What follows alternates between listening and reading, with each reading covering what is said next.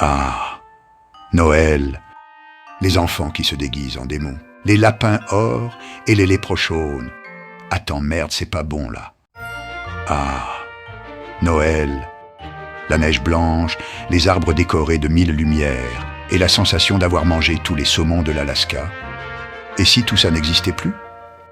Alors, que reste-t-il? Je vous laisse avec une curieuse baroudeuse qui a vécu un Noël pas comme les autres. Comme toutes les meufs qui ont passé le cap des 30 ans, j'ai fait plein de trucs qui n'avaient pas toujours de sens. Tout simplement parce qu'on n'apprend pas sans faire de conneries. Sinon, clairement, ça se saurait. Après tout, ne commence-t-on pas à vivre à 30 ans une fois qu'on s'est pris les plus grosses claques de notre évolution? Comme le disent mes copines, une aventure à toute seule. Et franchement, elles n'ont pas tort. On voyage à 3 avec Georges, ma ténébreuse tête de mule. Regardez-moi ces yeux de braise.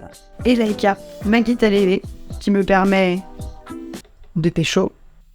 Et qui permet aussi de dire dans toutes les langues du monde que ceci n'est pas un violon. Moi, c'est Jove. Je suis une meuf curieuse, baroudeuse solo, écrivaine avec un drive saturé d'anecdotes. Et franchement, j'aurais préféré en avoir inventé certaines. Aventurière malgré moi, j'ai fini par comprendre tout simplement que je baroude ma vie.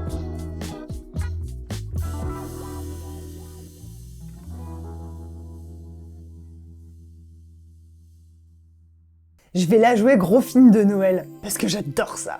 Disons que le titre, si on devait le placarder sur un bus, ce serait Noël à tout prix, par exemple. Si je vous mets dans le contexte, c'est une baroudeuse qui attend ce truc avec impatience, cette orgie de plein de bouffe partout, de famille, de bons moments. J'ai toujours aimé un peu cette frénésie autour de Noël, et surtout, le temps. L'hiver, le froid...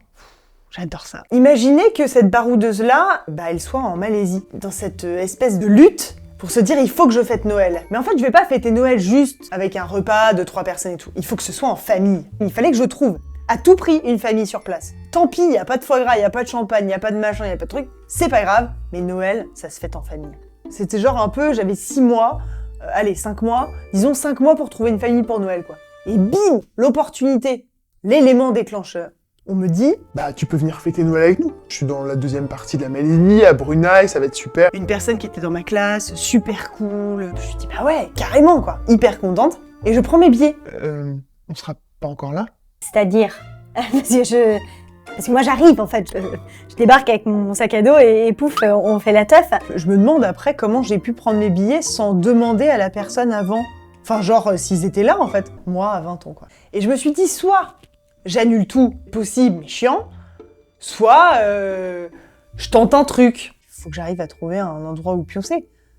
Sauf que moi, je sais pas pourquoi à ce moment-là, j'avais... je m'étais dit, je vais trouver sur place, quoi. Pendant tout le trajet, je faisais des partages de connexion avec des gens pour essayer de me connecter, trouver justement à utiliser Couchsurfing, la première fois que j'allais utiliser Couchsurfing.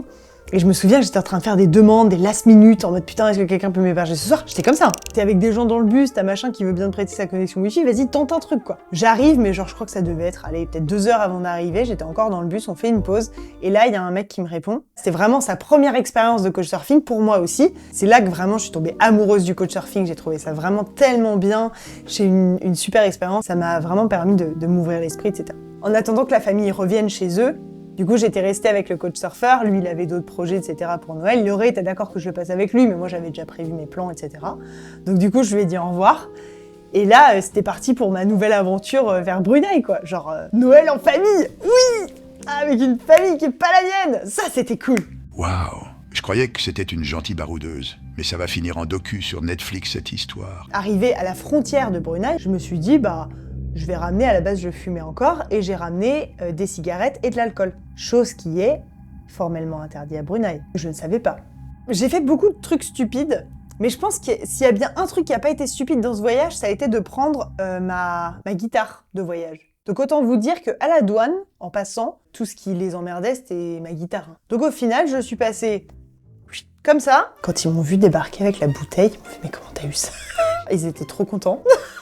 Forcément, ils me disent « Bah oui, machin, mais c'était obligé d'aller chercher et tout. » Enfin, c'était une galère pour réussir à en ramener. Moi, je débarquais comme ça, servez-vous. Esprit de Noël à mort, c'était si drôle. Dans cette espèce d'effervescence, j'étais juste tellement contente, pas forcément de la bouffe, de tout ça, Mais en fait, j'avais vraiment l'impression, j'étais avec ma famille malaisienne, ils m'avaient accueilli à bras ouverts chez eux, on avait passé des moments mais tellement exceptionnels, parce que j'ai passé peut-être une semaine avec eux avant de partir pour la Thaïlande, pour le Nouvel An. Il y avait quand même tout pareil, la bouffe, on avait eu la messe, par laquelle j'ai été contrainte à plusieurs coups de coude assez violents dans les côtes, me disant de chanter les chansons en malais. Donc J'ai appris très très vite. même s'il fait 40 degrés humide, et ben putain, en fait, tu peux fêter Noël. Les pulls de Noël, tu les mets pas, il fait trop chaud. Hein. Tu mets, je sais pas, des débardeurs de Noël, quoi. Non, ça fait pas le même effet. Hein. Je les ai adorés, j'ai adoré tout le truc. J'étais tellement heureuse d'être avec eux, de pouvoir vraiment partager ce moment que j'adore. Et je ne regrette pas d'avoir passé Noël en Malaisie, mais pour moi, ça se fait en famille.